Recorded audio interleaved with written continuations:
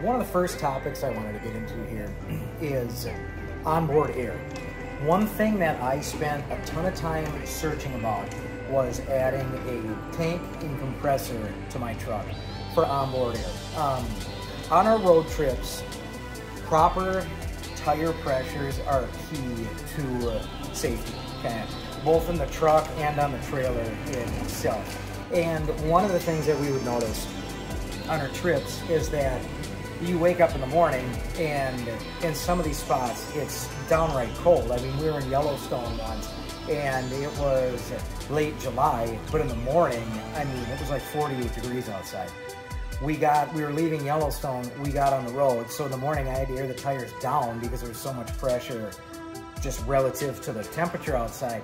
Well, as the day goes on and it gets up to 100 degrees, you've still got really under-aired tires if you drop all that air out of them in the morning, right? So you have to be real vigilant, otherwise you're gonna have really over-aired tires or really under-aired tires. And I experimented with a bunch of 12-volt adapters for pumping these tires up. And the problem is the truck tires on this thing, they're 80 PSI, at least that's as much as you can go in the back. And truth be told, I actually stay a little bit under that for a couple of reasons I can get at later. But the truck tires on the camper too, they come with them piles of junk Castle Rock bombs. I had Goodyear Endurance put on those things. And one of the things with StarCraft versus their parent brand Jayco is the damn Jaycos come with the Goodyear Endurance already installed and the StarCrafts don't. And I'm assuming that's between the two brands, so to speak. That's where some of the cost-cutting measures come into place. So anyway, just to make sure that I could pump and I could pump at capacity in those little 12-volt, you know, plug into the cigarette lighter compressors, just didn't do it. I bought a jump pack. It's made by Stanley that has a battery jumper and the compressor, and when you're dealing with this much pressure, it just doesn't do it. So the product that I ended up finding was, the brand is VIAIR, V-I-A-I-R. I think it's an acronym or an abbreviation, whatever, for Vital Air Source, and that's what I ended up installing in this truck to both pump up tires as well as power some horns too. I have a train horn underneath this thing, and I also have like an 18-wheeler tractor trailer horn that's actually under the hood as well. Now, you might kind of be asking yourself, other than, you know, me being a man-child clearly and needing these loud obnoxious horns, other than the man-child nature of it, what is the actual benefit to that? Well, I can go toot-toot and be the loudest guy on the block because I'm an idiot, so that's part of it. Really though, from a functional standpoint, when we're on these big trips, sometimes you're next to drivers and other truck drivers. When people are driving for a long time, people get distracted. And if I lay on the factory horn in this truck, for as big as the truck is, the horn is ridiculous, I think, just it comes with, if I can speak correctly. You lay on that horn, nobody can hear it. And just as a safety measure, you lay on one of those, and I actually have to reach my hand up and actuate it with those upfitter switches. And really, you can do a hack where you can flip the upfitter switch, and using some different relays every time you hit the horn on the wheel, one of the big horns will sound. I think that's ridiculous. That's too much. If reaching your hand up, though, it's a very conscious time decision. There's a safety functionality there as well. And reaching up to actuate that solenoid, it's just a very conscious thing then, that if I see something going awry, reach up there and then I can give somebody the big business or not. So is it stupid? Yeah. Was it a way for me to sell it to my wife so she didn't roll her eyes too hard at me? Yeah, there was that too. So let me take you to the back of the truck here first. One of the things that was holding up production of this truck when it took so damn long to make when I ordered it was the spray and bed liner, and I had that ticked as an option, and for whatever stupid reason, that was one of the things that was slowing it down. I got a call from Ford one day and they just said, hey, if we take out that spray and bed liner, we could probably get it down the line quite a bit sooner. And I just said the hell with it. I've never loved those things anyways. I could have had it done after the fact, but this is WeatherTech makes this. It just is a mat for the back and for the tailgate. I see guys that use these things that do indeed use the puck system that's in there for either their gooseneck or their fifth wheel. They just match up the holes, cut it all with a razor blade, and it works just fine too. So anyways, you're gonna notice a couple of things. On the left there, I have that RotoPax gas tank, and that is actually mounted down to something really important here, and I'll do a close-up in just a second.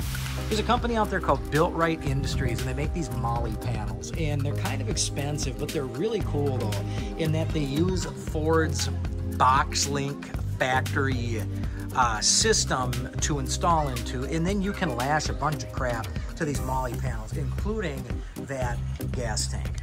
This is a closer up view of that molly panel, and you can use bungee cords, you can use, they sell specific hardware, or you can just use washers and screws to your heart's content to mount whatever you want to.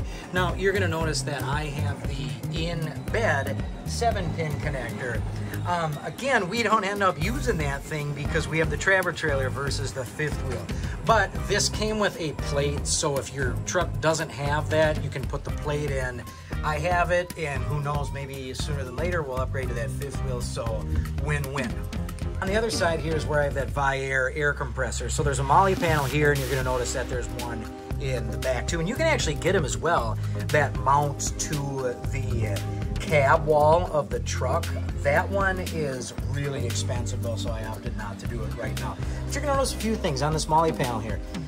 You're gonna notice the tank. This is a 2.5 gallon tank. You're gonna notice the compressors down there. You're gonna notice I have a hose coming out with a air chuck on it right here. I wasn't holding that high up. I have my little uh-oh bucket that has my air hose in it, that has some flares in it, that has a tire repair kit in it, and that has some emergency flags in it as well. You're gonna notice on here I have my pressure gauge, and this thing is really pressure tight. I mean, you're gonna notice it's holding that 150 PSI. In this thing, the pump maybe has to fire up every like 10 days or so if it trips the pressure switch and gets, you know, just by either ambient air temperature or whatever the case may be. So really, this system is pretty tight, and you're gonna see a manifold that I have up there too. And this is plumbed in such a way that there's some air hoses. Well, I was gonna say that goes to the chuck, but this is just coming out right here. There's air hoses that go down in the back through those plastic grommets. I just drilled some holes in them. One goes down to the bottom of the truck where the train horns are, and one goes all the way up to under the hood of the truck where I installed the other tractor trailer horns. And the electrical wires, all of that stuff in the air hoses pretty much just run across the frame rail down below. I use some, there's a UPS truck. There is a piece of conduit that I ran everything through, and you'll see a lot of guys install these systems underneath the truck. And if you didn't watch my introduction video, I live in Minnesota, which you can probably hear by the sound of my voice, but these things are absolutely damaged by road salt and debris. And I just wanted it out of all that crap. You're also gonna notice that I keep the spare tire for the camper in the back there. Once I get to the camper video, I'll explain why that is. And you're also gonna notice I have a stool back there, and my statuesque height of about 5'6", 6.5 on a good day. I just can't reach a damn thing. So that's why I have the stool back there. Now, truth be told, the tailgate of this truck does have that integrated step, but I noticed I've gotten myself into situations where I need that step down to get in and out, and I also need that stool too for when we're on the road for whatever reason. They have the collapsible stools. Those things are kind of a pain in the ass if you ask me. So I just wanted the molded plastic stool that I could just throw out and just use whenever I needed to. So again, we have the tank back there, the molly panels, and we've got that pump as well. Now, in terms of the upfitter switches there, the pump power is wired into switch number 5. And you're gonna notice that that is on right now. You can set these things to be hot all the time. There's just a little thing you do in the fuse box. It's very easy. Or you can set these things to be hot only when you have either accessory power on or the ignition power. Truth be told, I left it hot all the time to start with, But what I did notice, and I did some replumbing of all the air hoses, and there's a special Vixen as another horn manufacturer in addition to VIAIR. They make a pipe thread sealant that is really, really freaking good.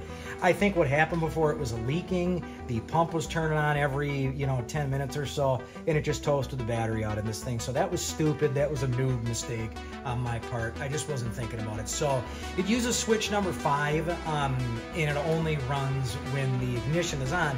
And like I was saying just a moment ago, this thing is pretty airtight, so it doesn't even run that much. Upfitter switch number 1 actuates the solenoid for the train horn. You're going to notice switch number 2 is engaged. That's because I have some Raptor style lights up in the grill. And then switch number 3 actuates the 18-wheeler truck horn that's underneath the hood.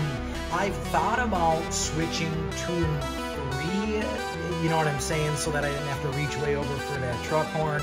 Truth be told, I just kind of got used to it. And actually, having that one switched engaged all the time with those amber running lights up front, it's a nice, easy way to not accidentally actuate that big hood. There we have the thing that's been making all the noise whenever my daughter Nora is pulled up.